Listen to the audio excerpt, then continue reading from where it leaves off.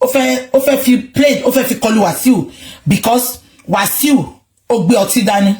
Now let me now tell you, mo de sọ kini kan, mo ní báwo ni Wasiu ṣe dé iwájú plane. Mo mọ̀ pé tá bá ń travel, ó máa clear wa. We go through a lot of clearings before ká tó dé inú plane. Gbogbo àwọn tó clear Wasiu, ṣé wọn ò rí nǹkan tó gbé dání yẹn ni? Kó tó ní kó kọjá. Are you getting my point? Wasiu wá dé inú plane, no matter what. Listen to me and listen attentively. I don't think like Nigeria, like Nigerians. I think like a civilized person. I think like somebody that is living in a civilized country.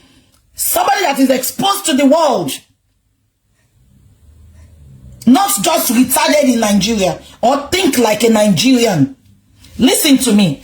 Wasiu gba protocols kọjá kó tó déwájú plane. Àwọn wo ló jẹ́ kó kọjá tó fi déwájú plane. Wasiu wá lọ disrupt plane ní pé plane ò ní lọ. God forbid. Tí plane yẹn bá pa Wasiu ńkọ́, ṣé nǹkan tẹ́ ń sọ ìlànà máa sọ tẹ́ bá sọ pé can he do it in America? Can he do it in London? I beg your pardon. Kí wá ní káwọn tó ń ṣiṣẹ́ lọ́gbà wèrè ṣe, àwọn tó ń ṣe mental health níbí báyìí, àwọn tó ń bá ọmọdé ṣiṣẹ́ nílùú yìí. Wá lọ ṣiṣẹ́ pẹ̀lú àwọn young people, àbáwọn mental health patients. Wọ́n gba elétí, wọ́n dá tí sí ẹ lára. Àwọn ọmọ yẹn á wú èsùsù báyìí, wọ́n pò tí wọ́n dá sí ẹ lára. Wọ́n lọ sí ibi mọ́tò tẹ park, wọ́n fọ́ gbogbo glass yín. Àbí kí lẹ́ni mo sọ, èmi ń sọ̀rọ̀ based on experience ni. Listen to me. Where is his patience? Ẹni tó bá ń deal pẹ̀lú public, you have to be patient. Patient ẹ gbọ́dọ̀ wà top notch. Mi fẹ́ mọ̀ nǹkan tí Wasiu lè ṣe. I am not talking based on Wasiu broke protocol or is it because he's a celebrity? Listen. Is it because all these international celebrities, they don't bring their shame out? It happens everywhere. Tiwa ló ń gbé síta. Some protocols will be broken for some celebrities. Some protocols will be broken for certain individuals. Am I communicating? Ẹni tó jẹ́ kí Wasiu kọjá ní boarding pass gbogbo bẹ̀yẹn. Ó rí pé celebrity ni.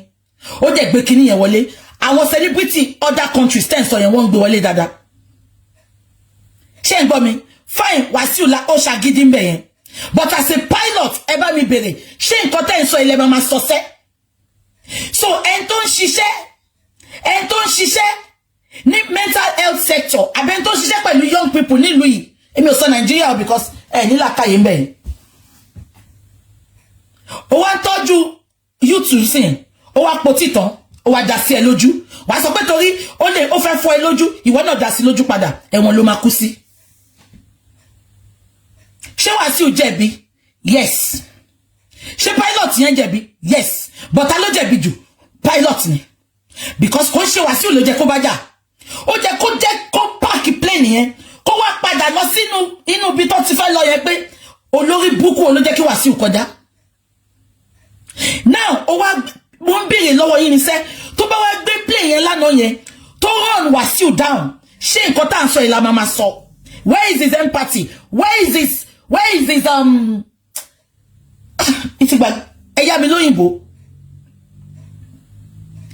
it not better for them to be delayed than kó pa Wasiu lánàá yẹn? Is it better for him not? Is it not better? Yeah? For the àwọn tó board plane to be delayed than kó ló fẹ́ mọ́ Wasiu.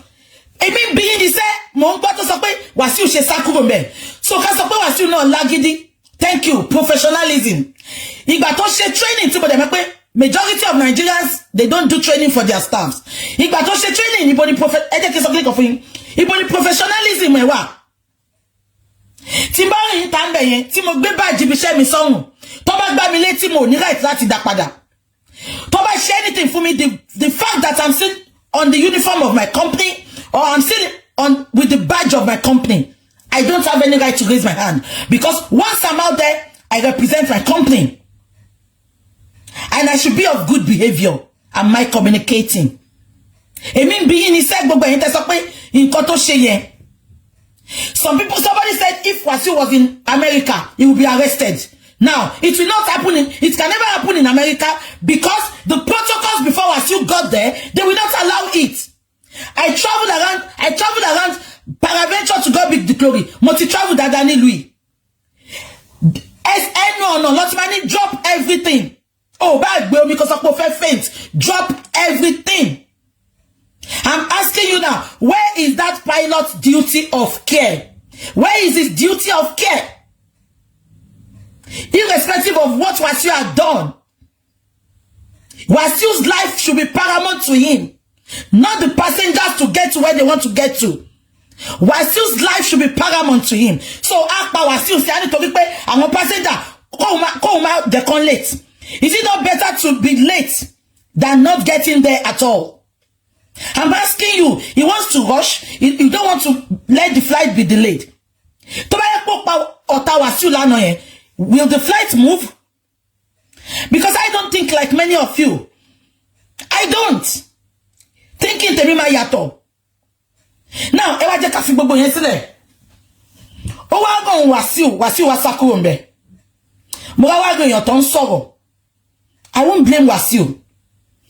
Àwọn protocols tó jẹ́ kó kọjá dé be yen, àwọn ni keje ka blame. Please. Tá bá ṣe báyìí, we will not get anywhere as a country. I'm telling you. There is something called duty of care. Where is the pilot's duty of care? In koto je ko se ni pe ko park plane here. I'm sorry, I cannot move. I have to get the necessary authorities. Ko te ni ba Wasiu rojo kankan. A ko ignore. A je ki Wasiu ma display in koto display. Abe gbo mi. Wasiu la ba ma blame Lenin thing. Kama blame. If I was that flight company as well, listen to me, I will fire that pilot. So, what is Wasiu even supposed to get there? We call something health and safety. Abebo, health and safety. So, Jackie Wasiu te debito de. Please, whenever we are thinking, we are not Yabo just followers. So let's think straight. Let's think outside the box. I am not saying Wasiu did the right thing. And many of you that are saying, can he do it outside the country? It won't even happen. It will never happen. Because why are those people that check in? Why are they there? People that give the boarding pass, why are they there?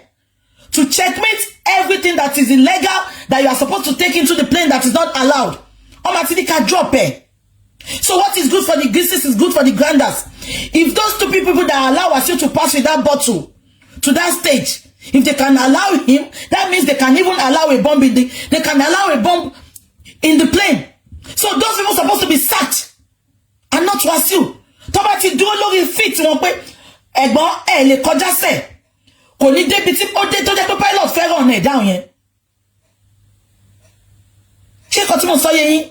So that is just that, please. And to many people that say kò lè ṣẹlẹ̀ níbì kan, it happens everywhere. Ṣé gbọ́ mi, àwọn celebrities they do it. Wọ́n máa ń ṣe dáadáa. The only difference ni pé wọ́n máa fojú fò. Let me now ẹ jẹ́ wá honest gbogbo Sherry, some protocols will be broken because they are celebrities. So gbogbo pé can he do it somewhere? Gbàgbé ẹ̀. And my last advice to this is not about arrogancy. I'm telling you. Ṣé no ẹ wo ìjọ tí Oṣù Ọmọlẹ̀ tó fẹ́ board the plane mi mọ̀ kan tó ṣẹlẹ̀. Ó dúró sẹ́nà no dey ẹnìkan kò ní kọjá. Wọ́n ṣe nǹkan kan fún na wọ́n video ẹ̀ lẹ́sẹ̀kẹsẹ̀ ni wọ́n gbé síta. Ó dẹ̀ bọ́ta ó wá ṣàlàyé. This is not about arrogancy. Tí wọ́n bá jẹ́ kó kọjá lẹ́nu ọ̀nà kò lè débẹ̀ yẹn sẹ́. Eléyìí ò ń ṣe arrogancy. And that is ẹ jẹ́ ká fìyẹ́lẹ̀ because mo fẹ́ pẹ́ lórí kíní. My advice to Wasiu, you are a man of caliber. With ibite ba aye yin dele ni sir. Eni owo yen, you have the money. If you cannot afford private jets, sir, please, within Nigeria, I beg you in the name of God, elogba rent private jets, baba. Ibite dele ni, e ti poju gbogbo embarrassment yen lo. Tẹ́ bá mo ẹ fẹ́ gbé anything wọnú inú flight sir. ẹ lọ gba private jet, ẹ lọ ní private jet man cost, bẹ́ẹ̀ tí ẹ lè afford the fún ara yín. Go get, you can rent it. Because tó bá jẹ́ pé wà ní private jet ẹ̀sìn, ṣé Davido ń gbé nǹkan wọnú private jet ẹni? Anything ló máa gbé wọ bẹ̀ now. But ẹ ti lè lọ́wọ́ public transport yẹn, ó máa fi ìlọ̀kulọ̀ lọ yín, wọ́n rí dínkù yín, wọ́n rubbish yín sir. It's high time for you sir. Get a private jet, ẹ ló máa cost. Kí ni gbogbo àǹfààní ogún tẹ́ kó jọ sir? Tẹ́ fẹ́ enjoy life ara yín. You will sing from Monday to Sunday. Why can't you enjoy your life sir? How much is private jet? Mo pa láṣẹ ni mo dá lábàásà. Henceforth, tí bá tún rí yín nínú plane àwa gbogbogbò, àbá yín jà ní. Kí ló máa cost yín kó tẹ́ bá ń bọ̀ nílùú òyìnbó kẹgbẹ́ private jet? Ẹ ti lówó tó náà. Àsìkò ló jẹ́ orí mi jẹ́ ń jèrè iṣẹ́ mi o, ẹ̀dá mi jẹ́ ń jèrè wàhálà mi o. Ẹ wo bí ordinary pilot. Ẹ wo bó ṣe rí dínkù yín tó bá pa ọ̀tá yín lánàá ńkọ́. Wọ́n ní àódẹ̀ lówó kò lè ná. Bọ́lájí Wàsíà, bọ́ síbí, ò ń ṣe mí, ò ń gbà mí. I've always known you to be a snitch. Kí ló fa gbogbo story tẹ́yìn kọ yẹn? Wọ́n ní wọ́n fẹ́ fi plane gbá Wàsíù. Wọ́n ti rí pé alcohol ló wà nù cup. Ẹ̀yin wá kọ síbẹ̀ pé ìgbà ẹ wá sọ story Mongo Park, Bọ́lájí Wàsíù. Why can't you just go straight to the point? You are always being that snitch in Wasiu's life. Ẹ wá kọ story tó yẹn. Ìgbà tí Wasiu ìgbà tí Wasiu Ayinde tó lọ ṣe operation ní Canada. Ṣé ẹ̀yin lè wá sọ fún wa pé ẹja méjì ló wà nù sardine ni? Gbogbo àwọn tí ò mọ̀ pé Wasiu lọ ṣe operation Canada, ẹ kúkú wá sọ síta. Alámẹ̀bọ ni yín. Ṣó amẹ̀bọ ni yín. Simple. Ever blame Wasiu from reliable source. I'm his friend. Wọ́n ní kó máa gbé ọtí dání, ó máa ń kàmù kankan nu kidney. Nǹkan tẹ́ ẹ bá wá sọ nìyẹn. Ẹ wá bẹ̀rẹ̀ story Mongo Park. Ẹ wá bẹ̀rẹ̀ bí Ìyábọ̀ ṣe jóná ẹ̀rọ abálẹ̀ àsọmú ẹ̀. Ẹ wá ń ṣe let's set the record straight. When Wasiu had operation in Canada, when he had operation in Germany, he couldn't talk for 1 year, he couldn't go for shows for 3 years, so that's why he thought that people might got it, Daddy. Ṣé fẹ́ tí ara yín kà nǹkan tẹ́kọ̀ yẹn? Alẹ́ gbádùn. Gbádùn. Ẹ̀yin àti Ìyábọ̀, abẹ́ ti jẹ́ ẹ̀tẹ̀ bá ti jẹ́ ná. Ṣé ìtẹ̀jẹ̀ṣẹ́ Bísí ọmọ lògbàlògbà? Ó dàbí Bísí àti Ìyábọ̀ jọ ń pọ́kọ́ kan náà dóni. Allegedly. Allegedly don't suffer for my hand. Mumbo. Ṣẹ́gbọ́. Our company yẹn gan wọ́n confirm pa alcohol ni. They never confirmed it was an alcohol. Bọ́lájí Wàsíà, enough of your shenanigans. Enough of your abosi. We don't want that. You can come out, you can come and speak for Wasiu. Do I know Wasiu? Yes. Am I his fans? I don't listen to Fuji. But some of these Fuji musicians, they are like a brother, they are like a father to me. Pasuma, I know him, I talk to him. Not now, I'm answerable. But you also pay Mumba Wanja. I will show you Kati, Sonny Melody, Timok. Many people will not know that I have their numbers. We talk. We don't talk, but they are my brothers. That is me. Bọ́lájí Wàsíà, ariwo lẹ́nu vendor nǹkan tẹ́ wá gbé síta yẹn, ṣé mi ò mọ̀ ń pa ẹni? Mo ní mo wà nínú ilé Wàsíù, mo ń bá jẹ, mo ń bá mú ni now. Ẹ wá ṣe ń kọ́, ṣé ilé wa sọ fún wa pé ẹja mẹ́ta ló wà nù sardine. When Wasiu went for operation, kí ló fa gbogbo story yẹn ọkùnrin ṣóṣòṣò. Ó ga fún yín o, you cannot enter that circle again.